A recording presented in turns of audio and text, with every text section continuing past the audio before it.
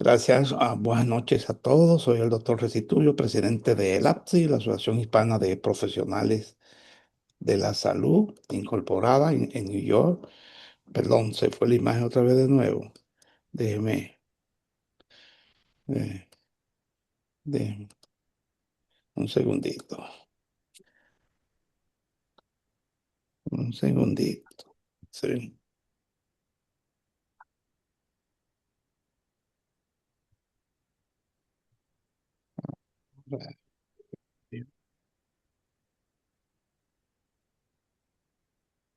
Permítame un segundito que se...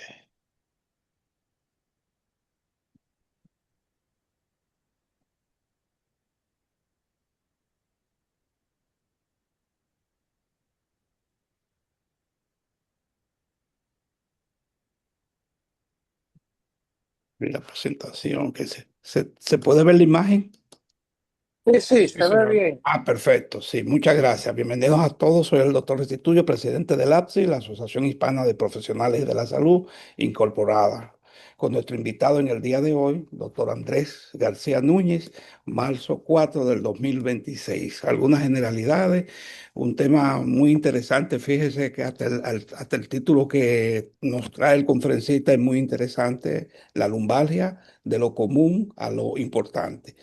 Es muy raro un ser humano que no, en algún momento de su vida no haya tenido un dolor de espalda. Y hoy nuestro invitado trae un análisis de lo que significa la lumbalgia. Gracias por esta aceptación a la invitación en TVA y Tu Voz, que surgió durante la pandemia hace 6 años. Nos ayuda un grupo de colaboradores como la doctora Carmen Rodríguez, el doctor Ruiz, la doctora Hermosén, Elba y lo demás que ustedes ven ahí en esa foto. TVASI ya tiene más de 24.500 suscriptores. Le invitamos a que las conozcan, que se hagan miembros y apoyen esta plataforma que trae psicólogos, ortopedistas, médicos, pediatras, diferentes temas en la salud. Y también se graban en un canal de audio que usted puede suscribirse o oírlo en el carro o cuando esté caminando. Así que están invitados a suscribirse o el que le interese que emigra hacia Estados Unidos, sea médico, enfermera, odontólogo o psicólogo, puede ser miembro de esta institución que hace 36 años ayuda a insertarse al sistema de salud de Estados Unidos, sobre todo el área de New York, New Jersey, Pensilvania y también Massachusetts. Así que están invitados a convertirse en miembro el que le interese. Ahí está la lista de todo el que puede ser miembro de esta institución. Ayudamos con programas de certificaciones cortas a obtener empleo como asistente médico, flebotomista, asistente de terapia física.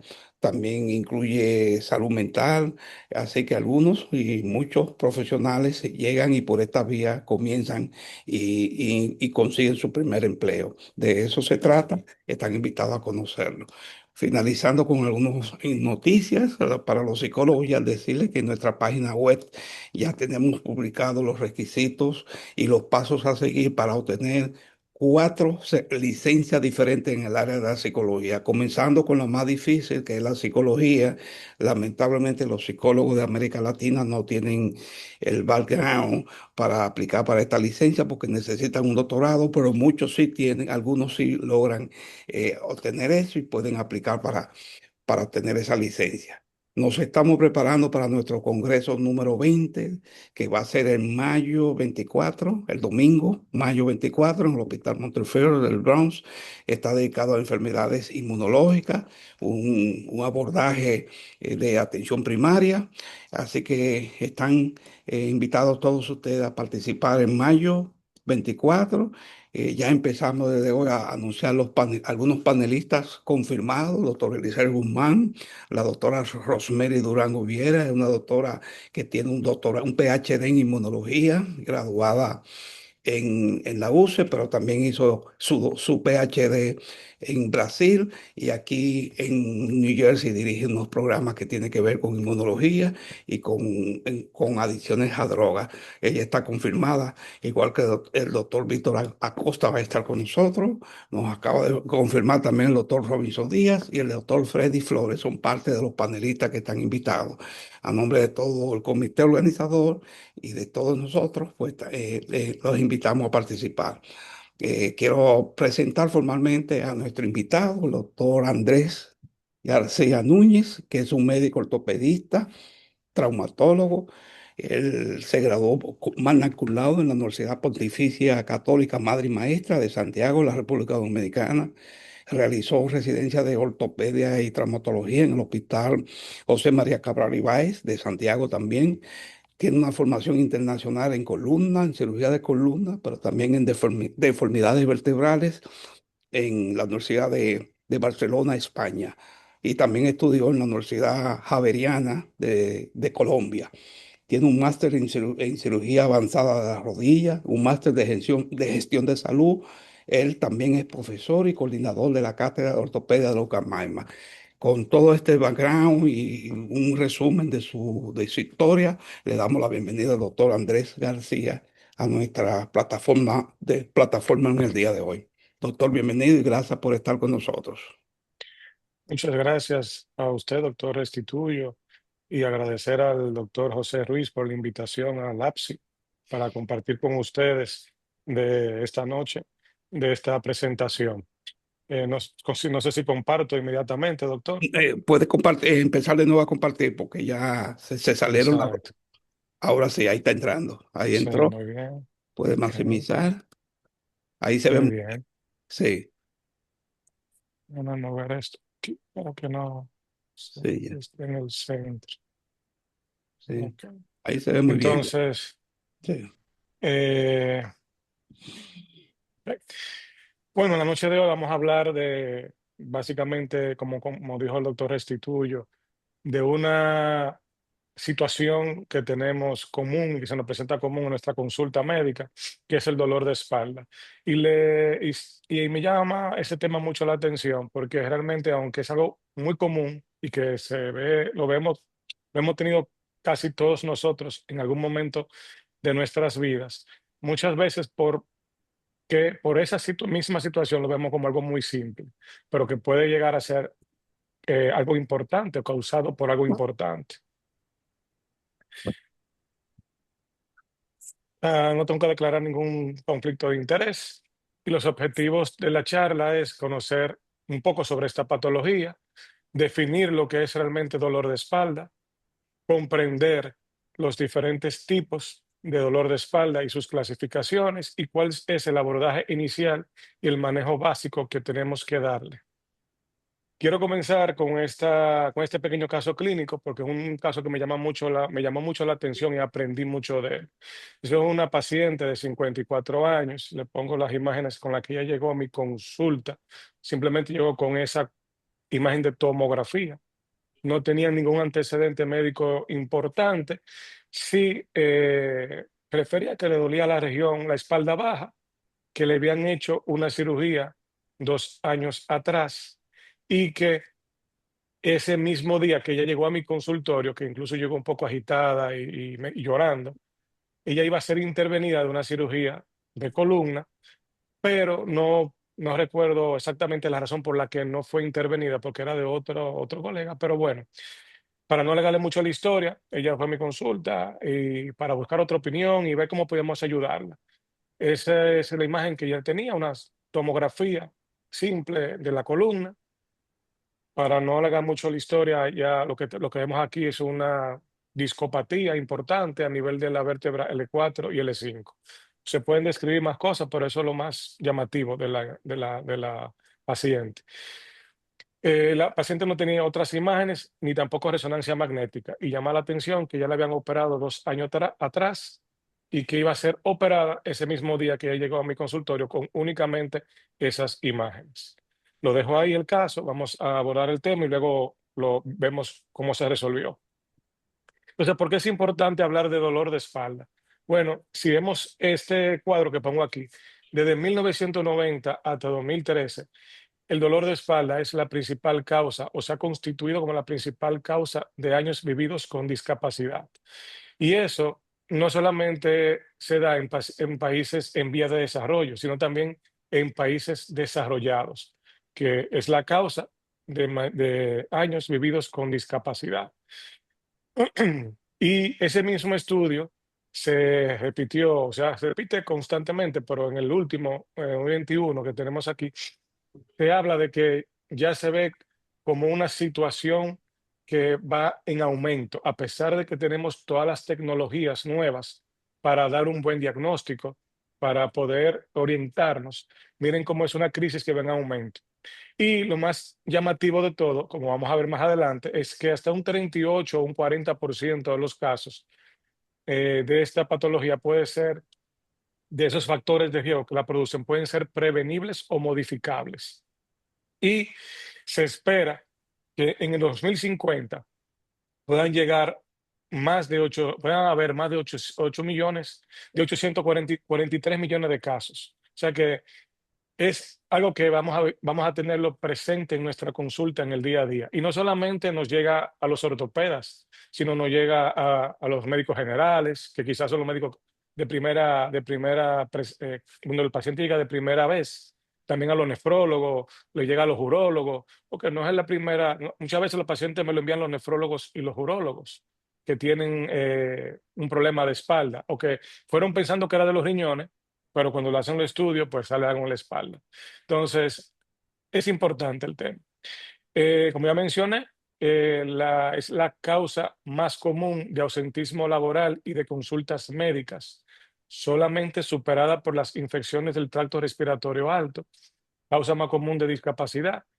Y en Estados Unidos, ya esas cifras son viejas, vamos a decirlo así, porque yo sé que andan por encima de los 80 billones de dólares actualmente en gastos, solamente por esta patología. Y más del 80-85% de la población mundial en algún momento de la vida presentará alguna sintomatología en la espalda. Entonces, ¿cómo definimos el dolor de espalda? Pues realmente es un término amplio, no es una enfermedad y se define como todo dolor que ocurre desde la región subcostal hasta la región o superior de los pliegues glúteos. Todo este dolor, como se ve en la imagen marcada con rojo, técnicamente es el área se comprende como dolor de espalda baja. Lo más importante del caso es que hasta el 80% se diagnostican como una lumbalgia inespecífica, lo que quiere decir que no se llega a un diagnóstico completo, a pesar de hacer todos los estudios que tenemos disponibles. Y generalmente nosotros utilizamos la escala visual análoga de dolor para definir la intensidad de leve, moderada o severa. Los factores de riesgo, como mencioné al inicio, son en su mayoría modificables, porque, por ejemplo, el tabaquismo, que puede influir hasta un 28%, la obesidad, que es la epidemia global que tenemos, podemos modificarla, el sedentarismo y la mala educación de espalda, realizar trabajos pesados, presentar situaciones psicológicas como ansiedad, depresión, una mala situación laboral, pertenecer al sexo femenino y tener una edad avanzada. Y si se fijan, casi la mitad de este gráfico de pastel se ven o se observan factores que pueden ser modificables o prevenibles. El dolor se clasifica de espalda baja según el tiempo de evolución y según las características o las causas clínicas. Según el tiempo de evolución, vamos a clasificarlo básicamente en dos. Algunos textos hablan de tres: agudo, subagudo o crónico. Particularmente yo prefiero quedarme con el dolor agudo y el dolor crónico. El dolor agudo es el dolor común que las personas ocurre cuando, por ejemplo, hacen una fuerza mal hecha o se agachan a buscar algo en el piso y sienten un chasquido o algo que es como que se me abrió la espalda, dicen en la consulta. Entonces, ese dolor es dolor de espalda que tiene menos de 12 semanas y generalmente se asocia a un dolor de causa mecánica. Es importante que a este tipo de dolor agudo debe de llamarnos la atención y debemos de utilizar cuando tenemos un paciente con este tipo de características, un dolor de espalda que tiene menos de 12 semanas o de 3 meses, debe de llamarnos la atención y buscar y pensar en ello, en lo que son las banderitas rojas. Generalmente, todas cuando estudiamos medicina o revisamos los temas, siempre nos dan como las pautas que debemos de tener presentes que no se nos deben olvidar. Pues asimismo con el dolor de espalda, tenemos lo que se llama las banderitas rojas. Y es, por ejemplo, un paciente menor de 20 años o mayor de 50 años que presenta dolor de espalda por primera vez, presencia de un traumatismo previo, si usted nunca había tenido dolor de espalda o no tiene esa sintomatología frecuente, y un día tuvo una caída o presentó un accidente y le duele la espalda, pues hay que tenerlo presente. Un paciente que hay que investigar. Si el dolor es persistente y progresivo, que no mejora inclusive acostándose o estando en reposo, o que se intensifica durante la noche, es un paciente que debe de llamarnos la atención. Si tiene historia previa de cáncer, si usa esteroides o algunas drogas intravenosas, si tiene riesgo de infección de vía urinaria o de un paciente inmunodeprimido, si tiene pérdida o de peso inexplicada o fiebre, y si tiene también manifestaciones neurológicas como debilidad, entumecimiento, en silla de montar, incontinencia de esfínteres, es un paciente que debe de llamarnos la atención cuando llega a nuestra consulta. Ya en cuanto al dolor lumbar crónico, esta es una entidad un poquito más compleja que el agudo. Es generalmente un dolor que ocurre sin causa específica, tiene una duración de más de 3 meses. El paciente tiene más de 3 meses padeciendo de dolor de espalda. Generalmente presenta influencia de factores psicosociales asociado a depresión y miren, puede afectar hasta un cuarto de la población mundial. O sea que casi le puedo decir que de 10 pacientes que uno ve en la consulta con dolor de espalda, fácilmente 3 tienen un dolor crónico y que están asociados, por ejemplo, a situaciones o familiares, situaciones en el trabajo o pacientes que ya han padecido de dolor por alguna razón y se han quedado presentando dolor y pasan de agudo a convertirse a crónico. En estos tipos de casos, debemos de tener en cuenta lo que se llama banderitas amarillas. No son tan, vamos a decir, alarmantes como las rojas del dolor lumbar agudo, pero sí debemos de tenerlo en cuenta, porque ese es el paciente que, por ejemplo, cuando llega a la consulta, uno tiene la creencia de que el dolor de espalda es algo perjudicial o potencialmente discapacitante, que no quiere que nosotros, una vez quiere una licencia porque no quiere trabajar o cree que eso que le ocurrió es bastante dañino o malo o perjudicial para su salud. Si tiene una conducta de evitación o miedo, por ejemplo, ese paciente que no lo deja, que no se tolera, no se permite o no deja ni siquiera que uno lo evalúe, o que desde que uno le va a hacer algún gesto, ya está haciendo alguna medida preventiva porque cree que le va a doler, o es un paciente que ha disminuido de hacer sus actividades normales, es un paciente que debemos tomar en cuenta. Si tiene tendencia a la depresión o al aislamiento social, si tienen expectativa de que los tratamientos pasivos no le van a mejorar, eh, y que necesita una participación de algún procedimiento quirúrgico, es un paciente que debe de llamarnos la atención. Si tiene baja satisfacción laboral o historial de ausencias laborales, es un paciente importante que debemos llamarnos la atención. Y si tienen también familia sobreprotectora o lo contrario, si lo han dejado solo, pueden ser pacientes que estén llamando la atención. Entonces debemos de ser muy cuidadosos o muy minuciosos al momento de evaluar este tipo de casos. Es importante ver este gráfico porque básicamente nos explica que mientras más factores o más banderitas amarillas tiene el paciente, a lo largo, cuando lo evaluamos y lo interrogamos, este paciente va a permanecer casi sin recuperarse a lo largo del tiempo.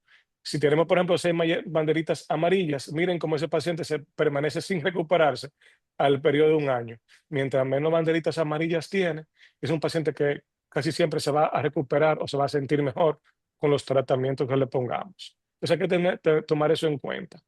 Muchas veces van pacientes, como le digo, por ejemplo, mayores, que los hijos viven fuera del país y están solos aquí en el país y le duele la espalda. muchas veces lo pueden hacer llamando la atención, o pacientes que han tenido situaciones en el trabajo. Y ustedes saben que eso es una situación que debemos tener en cuenta porque quieren pedir licencias médicas constantes. En cuanto a la etiología clínica, no voy a entrar mucho en esto porque si nos llevamos, no acabamos la noche, pero tenemos que el dolor lumbar puede ser mecánico y no mecánico. En el mecánico puede ser simple o radicular, en el no mecánico pues puede ser inflamatorio o referido. Le voy a mostrar aquí muchas causas de dolor lumbar, no voy a entrar en detalles en ellas, pero miren, cada una de esas es una patología que uno debe conocer o estudiar y descartar en un paciente que presenta dolor de espalda. Tenemos las lumbalgias inflamatorias, como podemos tener las espondilitis, las artritis, tumores óseos, las metástasis vertebrales. Miren cómo tenemos aquí algunas enfermedades de la paratiroides pueden presentar, la famosa fibromialgia, las lumbalgias por traumatismo, si usted tiene un accidente puede tener una distensión lumbar que afecta a los músculos y los ligamentos, pero también fracturas o luxaciones. La, algo que debe tener debe llamando la atención son las lumbalgias no vertebrales. Son pacientes que tienen patologías fuera del sistema de la osteomuscular, es decir, de la columna. Tienen patologías en el sistema genitourinario, sistema gastrointestinal, en la parte vascular, que pueden presentar dolor en la espalda, pero es realmente una patología que está fuera de la columna o fuera de la ortopedia. Entonces, dentro de estos son diagnósticos que debemos de conocer, pero como le dije, lo importante es saber cómo nosotros podemos llegar a un diagnóstico. Bueno, pues este artículo que le presento aquí me llamó mucho la atención porque habla de que a pesar de los avances en la tecnología que tenemos en nuestras clínicas o en nuestros lugares de trabajo, la mayoría de los problemas médicos habituales se pueden diagnosticar mediante la historia clínica y la exploración física, sin ayuda de pruebas complementarias. La exploración física se puede hacer de forma inmediata, sin esperas. Y muchos de los errores diagnósticos pueden relacionarse con una exploración física inicial mal realizada. Se lo pongo aquí porque incluso cuando yo doy clase a mis estudiantes en la universidad, siempre le hago énfasis de hacer, no obviar la historia clínica, de hacer una buena historia clínica, de sentarse a escuchar al paciente, de palparlo, de investigarlo, de evaluarlo, porque los estudios que hagamos simplemente van a ser confirmatorios de las sospechas diagnósticas. Entonces, para el dolor de espalda, en la historia clínica debemos determinar la naturaleza del dolor, qué medicamentos o tratamientos ha utilizado, cuáles son las limitaciones funcionales que presenta el paciente, cuáles son las consecuencias emocionales y evaluar posibles causas serias. Porque no es lo mismo un dolor lumbar que se mejore con un acetaminofén o un paracetamol que un dolor lumbar que necesite un tramadol para mantener un cierto nivel controlado de dolor. Así como las características, si se mejora en reposo, si se mejora, si no le duele cuando hace algún esfuerzo físico. Son condiciones que debemos tener en cuenta cuando evaluamos este tipo de pacientes. También tenemos que tener en cuenta cuánto tiempo de evolución tiene, cómo inició y por qué, dónde exactamente le duele, la intensidad del dolor, las características, ya las mencionamos, si se irradia a las extremidades, en este caso los miembros inferiores, y a qué zona, y si se alivia o empeora con un movimiento o el reposo.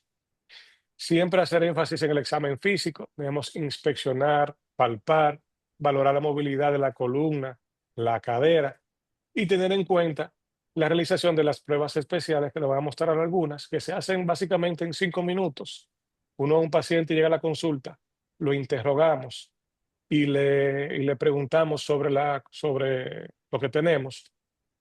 Vamos viendo que con simplemente un buen examen físico podemos determinar muchas cosas. Debemos valorar la marcha, la forma de caminar, los reflejos, la fuerza y, si es necesario, el tono de los esfínteres y evaluar los hematomas de los miembros inferiores en este caso. Aquí le pongo, por ejemplo, el test de Shower, que es un test muy simple, con el cual podemos determinar si hay la presencia de una espondilitis. Ese paciente se le marca a 10 centímetros la distancia desde la base de la región lumbar hasta 10 centímetros hacia la región craneal, y se le pide al paciente que haga una flexión del tronco.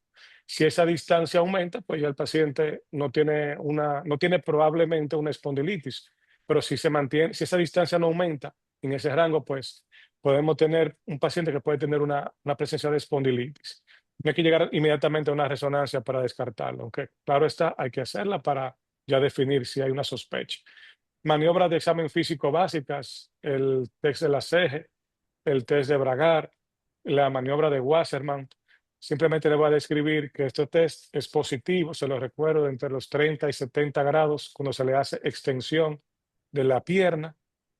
No es, no es siempre indicativo de hernia porque hay que definir si es contractura de los músculos isquiotibiales o si es la hernia. Pero el paciente que tiene una hernia discal, que sea compresiva y que esté irritando o comprimiendo una raíz nerviosa, desde que uno va 30 grados, 40 grados, ese paciente una vez para el mismo y dice que le duele y está acompañado de calambre, corriente y hormigueo. Entonces, también están las pruebas de Faber que nos pueden ayudar a determinar si hay sacroileitis. Son de las patologías que se pueden presentar frecuentemente en la columna y en la región baja. Y como vemos aquí, también le pongo, voy a aprovechar esta imagen para recordarle que debemos de siempre hacer una buena evaluación de la articulación de la cadera, porque muchas veces las patologías de la cadera pueden generar dolor a nivel de la columna. Siempre se dice que cuando la cadera grita, la espalda llora o la rodilla. Entonces, siempre debemos de en hacer las maniobras de exploración física de la cadera. Y son muy simples. Se le hace flexión de la cadera a 90 grados y se le hace rotación interna o rotación externa con el paciente acostado. Y si el paciente presenta dolor o limitación de esos movimientos, hay que investigar la cadera. Y se investiga muy simple con una radiografía. Vuelvo al caso clínico porque esta paciente, como le dije, llegó a la consulta con un dolor importante de espalda que iba a ser operada en otro lugar. Llega triste llorando porque no se pudo realizar su cirugía por alguna situación que no recuerdo exactamente con ese colega, pero ella quiere otra opinión. No, como yo no la conocía, llegó con una tomografía. Bueno, decidí eh, acostar en la camilla.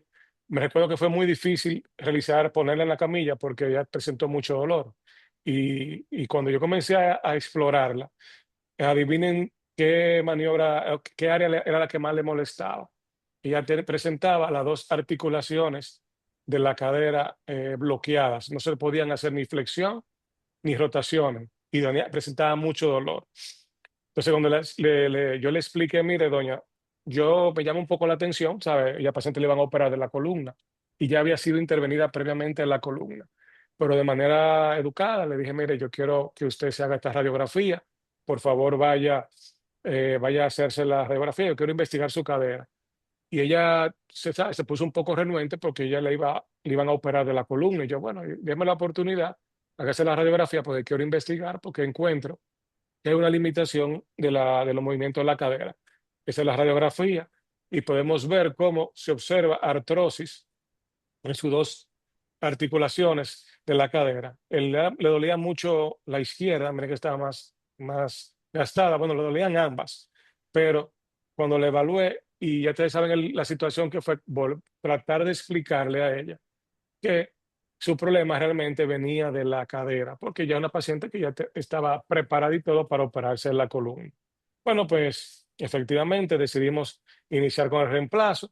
En ese momento, aunque la cadera derecha, la izquierda estaba más fea en la radiografía y a él le molestaba la cadera derecha, más. Entonces le hicimos la prótesis de la cadera derecha y como a los 6 meses, un año, le hicimos la prótesis de la cadera izquierda. Es una paciente que no volvió a presentar dolor de espalda, porque la articulación de la cadera y la columna trabajan juntas. Yo siempre le explico a mi paciente, eso es como un engranaje. Si uno se mueve por un lado, el otro hace otro movimiento contrario para compensar. Entonces, por eso es importante el examen físico. Si yo me hubiera llevado del estudio de imagen que fuera la tomografía, tenía un disco bastante dañado y que ya le habían operado previamente la columna, quizás yo hubiera si me hubiera ido muy rápido, lo hubiera operado la columna, pero su problema principal no se hubiera resuelto. Entonces, es un caso que me dejó mucha enseñanza. Entonces, en cuanto a las analíticas, no es necesario hacer de manera inicial un análisis, a menos de que se sospeche que sea un proceso inflamatorio, infeccioso o del tejido conectivo. Siempre lo básico, hemograma, eritrosedimentación, PCR. En el olor agudo, como le dije, generalmente uno no inicia con estudios. Yo creo que ustedes que están allá, que tienen que utilizar mucho las guías médicas, me pueden decir si es así. Por acá nosotros tenemos el problema de que si nosotros no le indicamos un estudio al paciente o una resonancia, tenemos problemas. El paciente muchas veces se va disgustado. Y a veces uno ha tenido que sentarse, explicarle al paciente que si tiene un dolor simple en la espalda, que nos dé la oportunidad de que lo vamos a medicar, que lo vamos a manejar, y que si no mejora, pues se le hace la radiografía o la resonancia. Pero yo me imagino que allá se puede hacer eso, por aquí no los pacientes se ponen bravos, como tienen un acceso más directo a los médicos, creo que lo podemos discutir un poquito más al final. En cuanto al dolor crónico, recomendable es hacer una tomografía o una radiografía, y si se irradia por debajo de las rodillas, pensar en una resonancia. Que la gamografía para pensar si hay una patología que tenga que ver con oncología o una infección o una espondiloartropatía. Últimamente he tenido muchos pacientes con dolores que han sido estudiados bastante por otros colegas, eh, pero como que se le escapa un poquito pensar en las espondiloartropatías. Y a veces hay que utilizar una resonancia propia de las articulaciones sacroiliacas o una gamografía para ver esa articulación inflamada y nos orienta en el diagnóstico de una enfermedad inflamatoria. Y la resonancia, siempre y cuando sospechemos de una malignidad o de una caudequina o de que tiene una hernia discal, pues es correcto realizarla. Pero muchas veces, según las guías, no se debe realizar hasta pasar por lo menos 2 o 3 meses si el paciente no mejora.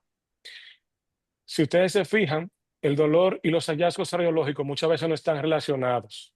Y los estudios de imagen nos ayudan en hasta el 90% de los casos de lumbalgia crónica. Es decir, si el paciente tiene un dolor de más de 3, 4, 5, 6 meses y le hacemos una resonancia, es muy probable que los diagnósticos o el reporte que nos digan de la resonancia no se corresponda con los hallazgos de imágenes. Bueno, ustedes vieron el caso de la señora de la cadera que le presenté. Siempre se debe hacer un estudio de imagen si hay banderas rojas y una alta sospecha clínica. Y la resonancia y la radiografía de columna equivale, una placa de columna, una radiografía equivale a 6 meses de exposición de radiación de medio ambiente. O sea que si no es necesario, no hacerlo. Miren este cuadrito, lo pongo porque solamente hacer radiografías si hay presencia de banderitas rojas, porque las banderitas rojas son condiciones raras que están en menos o se presentan en menos de 1% de los pacientes con dolor de espalda baja. Si hay, si uno piensa en alguna infección, alguna fractura, en algún tumor, siempre debemos pensar en hacer una radiografía.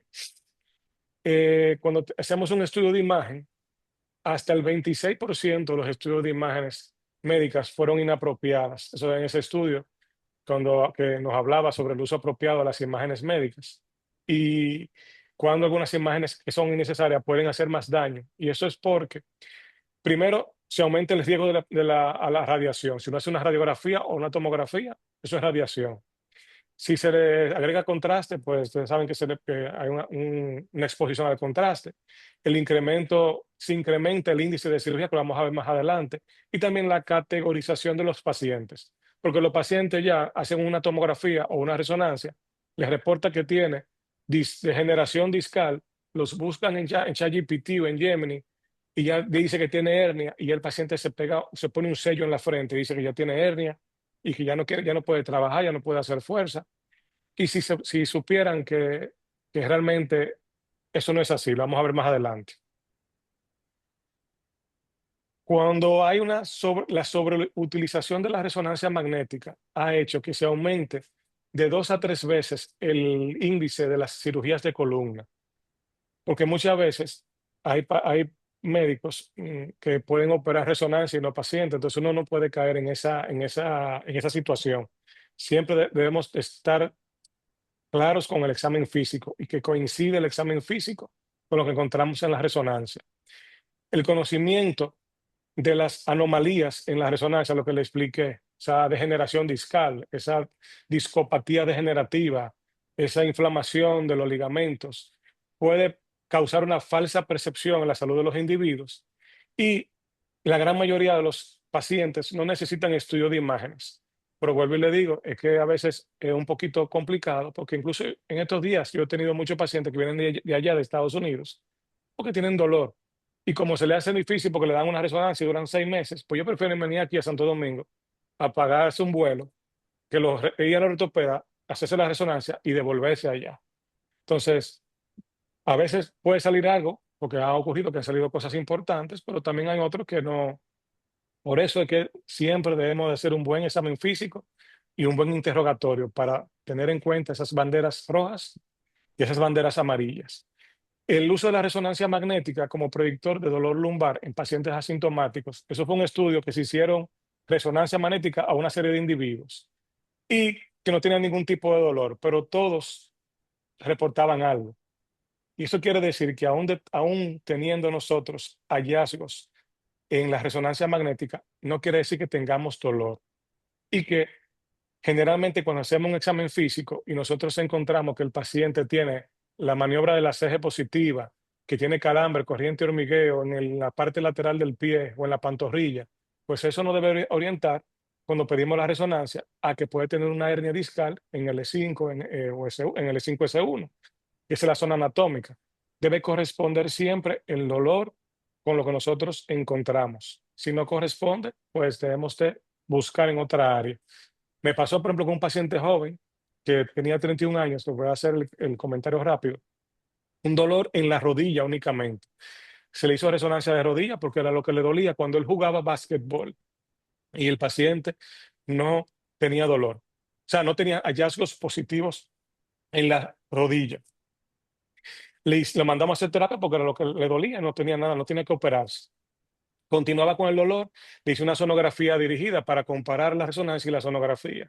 Salió una tendinitis de un ligamento de la rodilla. Bueno, pues lo infiltramos con un poquito de esteroide a ver si mejoraba. Él mejoró como 2 o 3 semanas. Regresó nuevamente porque le dolía cuando jugaba básquetbol. Le hice una resonancia a la columna. La resonancia a la columna también salió con hallazgos simples. No eran nada quirúrgicos, lo mandamos a hacer terapia. No la realizó porque el dolor continuaba. El dolor únicamente en la rodilla. Bueno, pues un momento a otro me mandaron a hacer una sonografía de la región glútea pensando de que tenga alguna situación con el ciático a nivel del músculo de los glúteos y del piriforme. El paciente, cuando el sonografista le hace la sonografía, él me llama y me dice, mira, yo no puedo decir qué es, pero yo veo una imagen a nivel del músculo que me llama la atención. No se puede ver, pero te sugiero que le haga una tomografía abdomen pelvis. Y cuando le hicimos la tomografía, el paciente con dolores solamente en la rodilla, cuando jugaba básquetbol lo que tenía era un tumor que le estaba comprimiendo el nervio ciático a nivel del agujero ciático mayor. Entonces, esos son casos especiales que se salen de la regla, pero como le dije, enseñan mucho a uno. Ya entonces el paciente fue derivado a otra especialidad. Y las intervenciones profilácticas o terapéuticas no deben realizarse en ausencia de indicadores clínicos, basándose solamente en las anormalidades encontradas en la resonancia. ¿Qué quiere decir? Que uno no debe operar resonancias, porque un disco tenga una degeneración discal o esté deshidratado o aún tenga una pequeña hernia. Si el paciente no tiene síntomas, no se debe de operar. Miren cómo se han aumentado los gastos en salud en casi un 25%, porque muchas consultas injustificadas en médicos ya de cirujano de columna y hasta un 16% de las tomografías. Y en este país, imagínense ustedes la resonancia magnética, ¿cuánto? El manejo, siempre reconocer las alertas o las banderas rojas y amarillas y brindar educación al paciente y del manejo de los síntomas. Yo a mis pacientes siempre me tomo el tiempo de explicarle, trato de no utilizar la palabra hernia, porque la palabra hernia los clasifica y de una vez se asustan o se ponen como que se le acabó el mundo. Siempre trato de explicar lo que es una degeneración discal, que es una discopatía degenerativa, y si ya el paciente pues no entiende mucho, pues uno utiliza, son pequeñitas hernias, pero no me gusta utilizar ese término, que de hecho está mal aplicado en la columna. Hacer entender al paciente que tener dolor no significa siempre daño y siempre comenzar con la escala o la escalera del tratamiento médico, desde lo más básico hasta lo más fuerte en los medicamentos.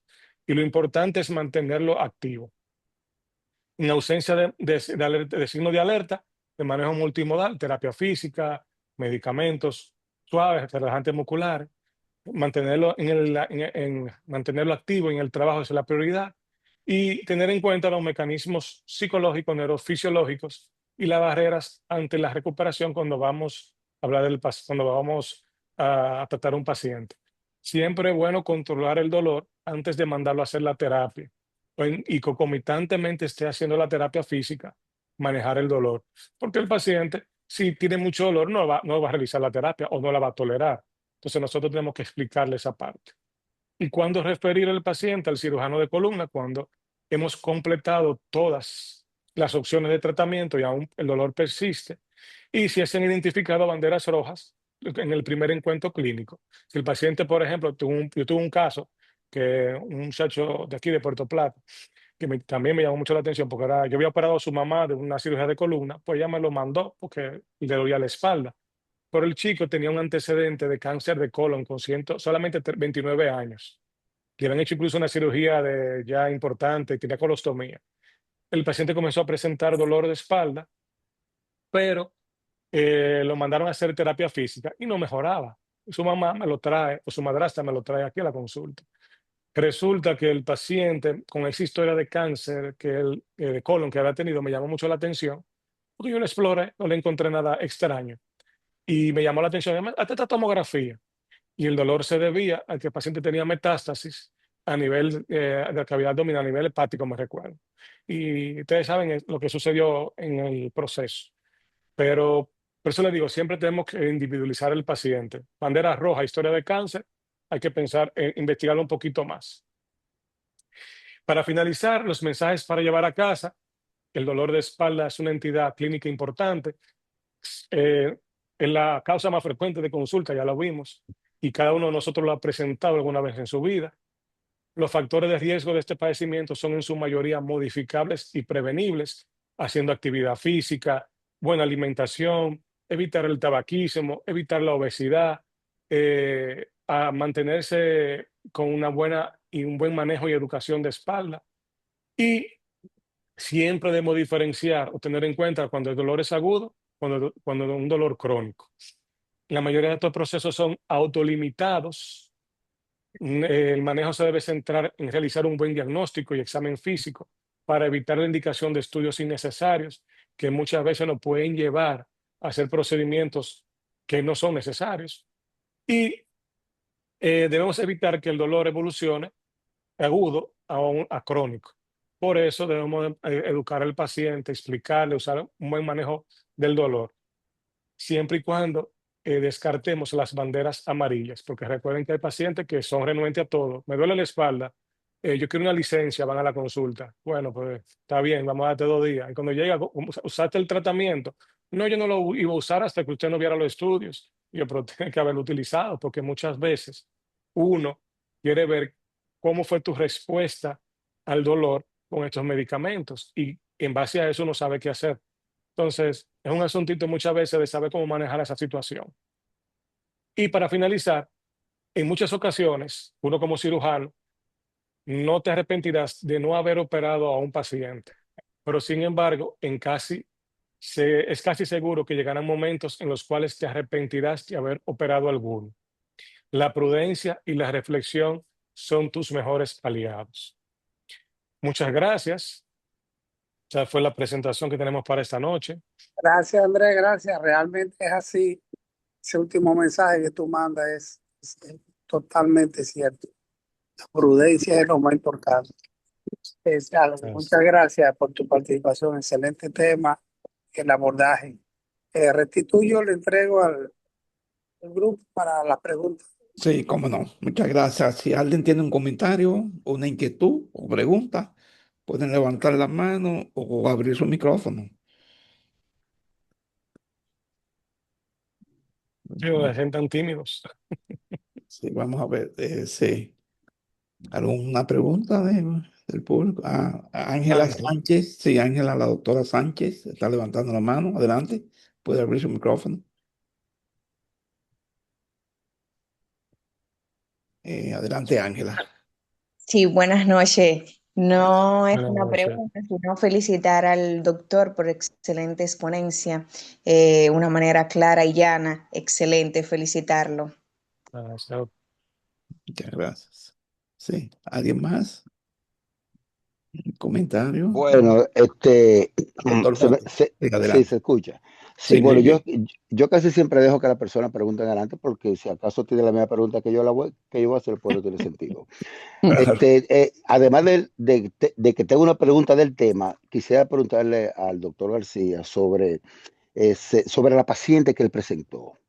Me llama la atención de que esta paciente, me imagino que tenía un dolor de pelvis reflejado hacia columna y tan pronto se corrigió el problema de pelvis, pues desapareció el dolor de lumbar, de columna, ¿no?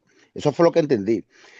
Entonces, Mm. las cirugías anteriores que le habían hecho, ¿correspondían ciertamente a alguna patología que ameritaba la cirugía o realmente hubo algún error?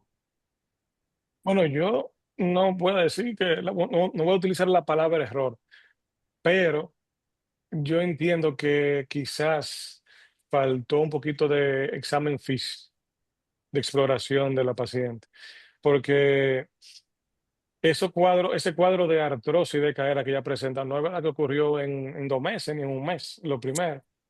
Y segundo, muchas veces cuando uno ve imagen así, uno dice, bueno, y la paciente le duele las piernas, te llevan esa tomografía, uno dice, "Bueno, esa paciente tiene que tener una hernia o el disco o ese dolor discogénico, porque ese disco está dañado, se está irradiando las piernas y uno se va por ese camino. Por eso yo siempre hago el énfasis en que es imprescindible el examen físico palpar, Hago palpar. mi pregunta porque la paciente fue intervenida Sí, quirúrgicamente y luego iba a ser intervenida de nuevo en la sí, sí, misma sí, columna. porque no había Sin mejorado el embargo, dolor. exactamente, porque me alrededor. Entonces, o sea, ¿qué iban ellos a intervenir? ¿Cuál era la justificación de la cirugía? ¿Cuál era el diagnóstico quirúrgico? No, la que tenía una hernia en el E4 L5. Y la Ese era el tenía diagnóstico. realmente, la tenía, se reflejaba en los estudios de No, imágenes. si uno ve en esta tomografía no es el mejor estudio, pero se ve que hay una discopatía. Yo no veo una hernia como tal en la tomografía. Bueno, Entonces, bueno, ¿cómo le digo? Si hubiera tenido la hernia en tal caso, pero si no tiene dolor en las piernas y el dolor es más a nivel de la cadera, yo creo que si le hubieran hecho ese examen físico en este momento, hubiera sido otro camino de primer momento con la paciente. Pero por eso le digo, hay que detenerse y evaluar. No nos podemos llevar solamente las imágenes. Excelente. Es como la reflexión del caso. El que había levantado la mano, gracias, doctor Méndez. Celestina, la doctora Ogando, ¿tiene alguna pregunta o comentario? Sí, doctor, buenas noches. Doctor García, por favor, me gustaría saber cuáles ejercicios favorecen o desfavorecen a la hora de presentar una lumbalgia. Muy bien. Siempre hay mucha, tú sabes, yo voy a usar la palabra teorías de cuáles son los mejores ejercicios, pero ya está establecido que los ejercicios que trabajan el core, abdominales, hipopresivos específicamente, los ejercicios que trabajan la espalda, o sea, la zona que tiene que ver con el core, son los ejercicios necesarios para mantener una buena salud de la columna o de la espalda baja. Se ve mucho, por ejemplo, en pacientes que salieron del embarazo, mujeres, que comienzan a presentar dolor de espalda. Se lo achacan a que tienen que estar trabajando, o sea, a buscar el bebé en el cargador muchas veces, pero también es que los músculos abdominales han perdido su tono por el embarazo, se han distendido. Entonces eso hay que volverlo a trabajar. Otros ejercicios normales que podemos hacer comúnmente, usted puede hacer, yo no lo indico mucho, ni lo sugiero mucho, pero puede hacer peso muerto con el peso, con bajo peso. Ese es el famoso deadlift. No es recomendado para pacientes que tienen situaciones ya diagnosticadas, pero si usted lo sabe hacer y tiene buena mecánica, que ese es el problemita de ese ejercicio, se, puede ser un ejercicio bueno para la columna, igual que el hip thrust. Es un ejercicio que uno inclina la pelvis hacia arriba con una carga generalmente a nivel de las crestas ilíacas. Pero vuelvo y le digo, si a mi paciente en la consulta yo lo mando o a hacer ejercicios de pilates, ejercicios que funcionales, que trabajen en la parte abdominal y la parte de la espalda, sí, el core, la natación, lo digo incluso por mí mismo, yo cuando a veces que uso la natación como ejercicio, la espalda nunca me genera dolor, me siento sano, nuevo, porque ese ejercicio trabaja el core. Eh, y hay que tener un poquito de cuidado, por ejemplo, con algunos ejercicios como ese que yo mencioné, que aunque uno lo puede recomendar, tener cuidado, por ejemplo, el peso muerto y la sentadilla muy profunda, porque si hay algunos pacientes que tienen alguna limitación con un movimiento de la cadera, esos movimientos lo va a asumir la columna y puede generar molestia en la espalda. Pero si nos quedamos con los ejercicios funcionales y del core, la natación, si puede hacer bicicleta estacionaria o bicicleta fuera en un parque sin caerse, si el paciente lo puede hacer, entiendo que sería una buena forma de mantenerse activo. Y los estiramientos. Siempre hay que hacer estiramientos principalmente de los músculos isquiotibiales, los famosos hamstrings, que los músculos que están en la cara posterior del muslo, porque esos músculos nacen en la parte baja de la pelvis y se insertan en la rodilla. Y yo le explico a mi paciente que la pelvis es como un pivot, como una polea. Nacen músculos de la pelvis hacia la columna, hacia arriba, y desde la pelvis hacia abajo, hacia las extremidades inferiores. Entonces, el punto más débil o móvil es el punto móvil es la pelvis y el más débil son los músculos de la columna. Entonces, si uno tiene mucho acortamiento de esos músculos isquiotibiales, uno se puede lastimar o distenderse los músculos de la espalda con cualquier movimiento simple. Es el famoso paciente que se derrienga buscando algo en el piso. Tiene mucho acortamiento de los músculos isquiotibiales. Muy bien, muy bien. Está el doctor Carlos Williams levantando la mano. Adelante, doctor.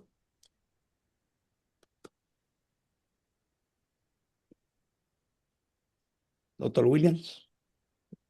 No se oye, William. No. Oh, parece que se desconectó. Doctora Yocasta levantó la mano también. Adelante, Yocasta. Doctora Hermosén. Sí, aquí estoy. Buenas noches para Buenas todos. noches. Y Buenas buenas noches, noches. doctor García. Gracias por compartir sus conocimientos, que fueron de bastante ayuda para todos nosotros. Y Gracias. tengo una preguntita. Usted tocó algo muy interesante que me llamó la atención, y es que dijo como luego de que la embarazada refiere ese dolor lumbar y siempre se lo achaca como, eso es porque estoy levantando el bebé. Entonces, cuando nosotros recibimos esos pacientes que nos llegan con esa lumbalgia y a veces hasta uno dice, no, esos son los achaques de la edad, la persona que siempre dice que llega con ese dolor y a veces el mismo paciente lo minimiza o se acostumbra a andar con él, o nosotros desde la consulta no le ponemos atención, decimos que estaba en el gimnasio o algo así. Pero cuando ya nosotros, que nos llega ese dolor lumbar, ¿cuándo debemos de actuar para referirlos a donde ustedes, ya sean nosotros los médicos que estamos en atención primaria, que recibimos esos pacientes? Y tal vez le hicimos una evaluación inicial y le pusimos algo, un AINES o algo paliativo. ¿Cuándo ya debemos de tomar la iniciativa para derivarlo? Cuando vemos que ese es un dolor que no ha cedido ante los medicamentos y que tal vez no le hemos hecho un abordaje mayor. Sí, siempre vamos a referirnos al dolor de espalda baja crónico, literalmente, porque el agudo, si tiene banderita roja, hay que referirlo o hacerle estudios Sí. más profundos. Pero todo paciente que tenga un dolor más de 3 meses, es bueno que tú lo refieras. Un paciente que ya usted lo recibió en la consulta, le tiene dolor, lo manejaste, lo mandaste a hacer terapia, porque lo puede mandar perfectamente a hacer terapia. La resonancia lo que habla es de asuntos degenerativos, no habla de compresión nerviosa. Eso es un paciente y no mejora después de la terapia física. Entonces es un paciente que lo puede referir y a la consulta. También dependiendo del grado de medicamento que sea necesario, porque no es lo mismo, como te comenté, como comenté, que usamos que el dolor se mejore con un simple acetaminofén, que un dolor que tenga que ponerle esteroide, que tenga que ponerle opioide para que Ah, mejore. Entonces, son situaciones que nos orientan a cuándo debe referirse el paciente. Pero siempre que un dolor no mejore de más de 3 meses, hay que pensar en referirlo, habiendo tenido un tratamiento adecuado. muy bien. Doctor Williams, Sí, adelante. ahora se abrió el micrófono, Sí, gracias. claro. Cuando yo entré, le estaba hablando de la resonancia que estaba ahí de la columna lumbar. Sí, La gente tiene que entender que la cirugía no mejora los daños crónicos degenerativos de las Exacto. personas. Porque alguna gente van a ver al cirujano porque creen que el cirujano va a cambiar el progreso degenerativo si tienen artritis o si tienen osteoporosis o si tienen fracturas. Lo único que puede hacer el cirujano, obviamente, es estabilizar la columna si es necesario. Pero en esa columna, esa MRI que hay ahí, por ejemplo, esa persona de 54 años de edad tiene cambios degenerativos que la columna es mayor de edad, tiene más edad que la persona en años. Y, y Claro. lamentablemente eso no lo puede mejorar el cirujano.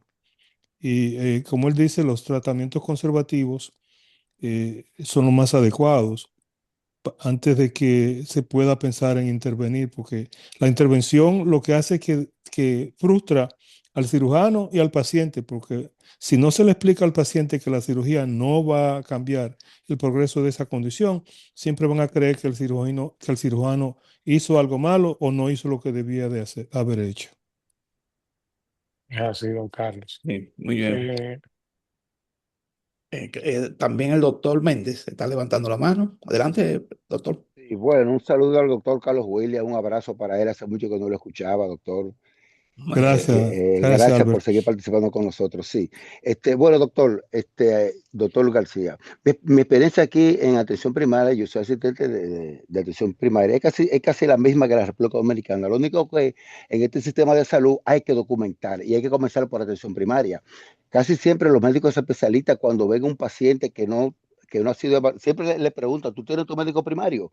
Porque ellos se cuidan y siempre es una garantía para ellos que ya el récord de ese paciente está hecho y así ellos van de robo, como diríamos. Los pacientes casi que nos llegan a nosotros aquí son casi siempre masculinos de 20 a 50 años, con ocupaciones laborales fuertes, por ejemplo, o van a los gimnasios, o trabajan construcción, o trabajan cargando en los warehouse, etcétera, o son deportistas que levantan peso, van al gimnasio.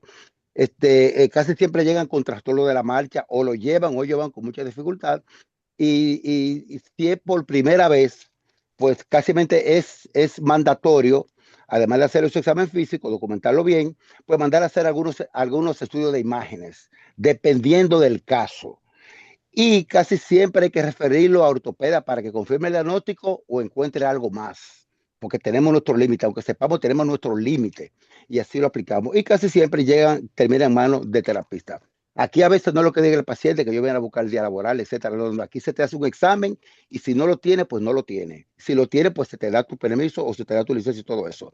Este, en ese caso, entonces, pues hay un poquito más de control que quizás en otros lugares, porque aquí se nos vigila cómo trabajamos, se nos supervisa y todo eso, y hay que tener muchos cuidados. Casi siempre a estos obreros se les da siempre un entrenamiento cuando están haciendo su trabajo laboral. Por ejemplo, aquí los constructores o lo que van a trabajar pesado, casi siempre tienen su licencia avalado por la OSHA, que es la Oficina Administradora del Sistema de Salud Ocupacional y de Seguridad. Entonces, siempre se les exige o se le enseña o se le orienta cómo levantar carga pesada. Si la carga tú no puedes con los brazos, no lo haga, busca ayuda y se da ciertas orientaciones para evitar precisamente la discapacidad laboral. Ahora bien, doctor, me llamó la atención sobre que de aquí al 50 va a haber un aumento de la lumbalgia. Entonces, explíqueme algo. Fíjese cómo está cambiando ahora mismo el mundo laboral en el humano. Ahora mismo la robótica está sustituyendo la mano de obra prácticamente y la frecuencia de lumbalgia viene por ahí. Entonces, ¿cuáles son los factores de riesgo que van a predominar en ese entonces cuando el humano prácticamente ya está sentado? Sabe que eso es uno de los factores de riesgo más que más afecta el sedentarismo, el no hacer trabajo, el no Más hacer que laboral, actividad más que física. laboral. Es que realmente uno tiene pacientes de ese tipo que llegan porque quizá hicieron una fuerza mala, pero hacer trabajo forzado constantemente no quiere decir que uno va a tener problemas de espalda. Está relacionado de que si uno hace un estudio pueden encontrar cambios, pero que presente dolor de espalda por trabajar es muy raro. Sí hay trabajo muy específico, como usted mencionó, por ejemplo, el taxista, que pasa mucho tiempo sentado, ese paciente tiene riesgo de, aunque usted no lo crea, de presentar el dolor de espalda, así como que él hace, como que hace trabajo de fuerza. Entonces, yo diría que el factor que más predispone a presentar dolor de espalda, o pues, no, dolor de espalda no, discopatía o problemas en los discos, es la genética, aunque uno no lo crea. La calidad del colágeno que nosotros tenemos es lo que nos va a definir qué tan rápido te vas a tener problemas de espalda. Pues yo he tenido, por ejemplo, pacientes hasta de 20, 22 años, jóvenes, que ya tienen una columna que parecen de 35 años. Y usted le pregunta qué usted hace. No, nada. Yo trabajo en un call center sentado recibiendo llamadas. Sí. Entonces, es muy individual, yo diría. Sí La, es un factor de riesgo, pero no es el principal. el Doctor, La, sedentarismo es la- tan malo como el exceso, porque el sedentarismo es peor porque la debilidad muscular es la que Exacto. precipita al deslocamiento de la columna y hace que el dolor incluso sea más difícil de tratar para ti que si es un obrero que acaba de hacerse daño haciendo un trabajo pesado. Sin Sí. embargo, he notado que la frecuencia de la consulta de atención primaria no es tan frecuente como la de los obreros. O sea, la del sedentarismo no es tan frecuente como la de los obreros. ¿Será que el del sedentarismo se da un chance en la casa y toma su analgésico, se automedica? Porque que no van. No, es que son Eso haraganes. puede ser, eso puede ser un factor. Pero así como yo le dije, yo he tenido pacientes de los dos ámbitos, como usted dice, pacientes que trabajan así mismo haciendo fuerza, obreros, y otros que no hacen nada. Entonces, no es justamente hacer fuerza el problema, quizás hacerla de mala manera Exacto, o un peso exactamente, inapropiado. O sea, se exactamente. pasó de Ujú. peso. Doctor Andrés García, agradecerle su participación en el día de hoy con este tema tan interesante, ¿verdad? Y tan frecuente en la vida diaria y en la atención en la salud y en todo, hasta en la salud mental. Sabemos que esto es una causa importante de irritación y depresión, vamos a decir, en sentido general. ¿Algún mensaje final que usted quiera agregar? Aparte de ser moderado con la decisión como cirujano, pues ya mencionó muy bien. No, agradecer la invitación a ustedes que pueden contar conmigo en cualquier otra ocasión, no solamente de columna, podemos hablar de cadera, podemos hablar de rodilla, Bueno, busque otro tema, cualquier doctor, y tema. prepárelo. Busque otro tema y prepárelo. Se Muy perdió de bien, usted. pueden contar conmigo. Sí, Y muchas gracias. como muy bien hemos hablado, nosotros debemos de enseñarle a la nueva generación de médicos que tenemos que el examen físico es primordial o debe ser primordial en nuestra consulta y que los Claro, estudios deben realizarse siempre y cuando uno haya hecho ya un buen examen físico y que sea para confirmar un diagnóstico, no para hacerlo para salir del paso del paciente. claro. Sí, muchas gracias. Buenas noches a todos. Gracias al doctor Buenas Ruiz, noches a todos. Gracias, a gracias. él y a los Buenas demás noches. que Gracias entraron en por el día de venir. hoy. Gracias, García. Buenas Buenas, noches. Gracias a todos Buenas por noches. participar. Buenas Gracias, doctor noches. Almocén.